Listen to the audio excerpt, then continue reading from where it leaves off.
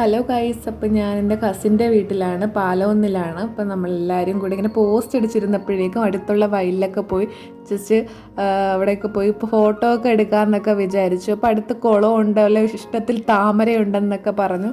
Just അങ്ങനെയൊക്കെ പോയി കാണാമെന്നൊക്കെ വിചാരിച്ച് നമ്മളങ്ങോട്ട് വയലിൻ്റെ സൈഡിലോട്ട് പോയി. കുളം കുറച്ച് ദൂരെയാണ് കേട്ടോ അങ്ങോട്ട്. അതായത് നമുക്ക് ഇപ്പം മഴയൊക്കെ പെയ്തിരിക്കുന്നുള്ളതുകൊണ്ട് അങ്ങോട്ട് ഇറങ്ങാൻ പറ്റത്തില്ല. ചിറകും ഒക്കെ ഉണ്ട്, പിന്നെ പാമ്പൊക്കെ ഉണ്ടെന്നൊക്കെ പറഞ്ഞു. പിന്നെ അങ്ങോട്ട് പോകാൻ കുറച്ച് പേടിച്ചു.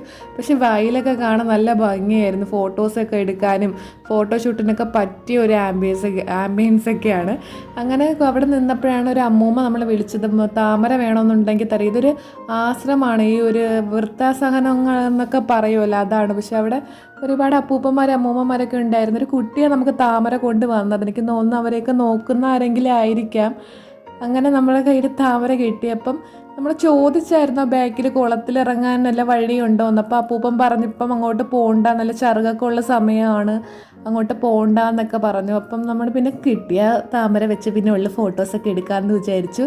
അങ്ങനെ താമരയും പിടിച്ചിട്ട് യാത്രയായി. ഇങ്ങനെ താമരയ്ക്ക് വേണ്ടി അടിയായി. ഇതിൽ താമരയുടെ കളർ ഒരു വൈറ്റാണ് കേട്ടോ, നല്ല ഭംഗിയുള്ള താമരയാണ്.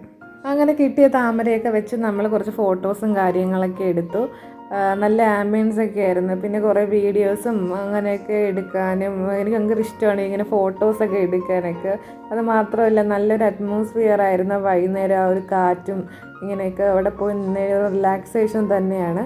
പിന്നെ ആ ഒരു വീഡിയോ എടുത്തായിരുന്നു താമര ഇങ്ങനെ പറിക്കുന്ന പോലെ, ഒരു റിയാലിറ്റി ഉണ്ടായിരുന്നു. അപ്പോൾ ഇത്രയുള്ള ഗൈസ് നമ്മൾ ഇന്നത്തെ വിശേഷം. അപ്പോൾ വീണ്ടും ഇതുപോലെ വീഡിയോസായിട്ട് വരുന്നത് വരെ എല്ലാവർക്കും ബൈ ബൈ. അപ്പം നമ്മുടെ ചാനൽ ഒന്ന് സബ്സ്ക്രൈബ് ചെയ്തേക്ക് കേട്ടോ.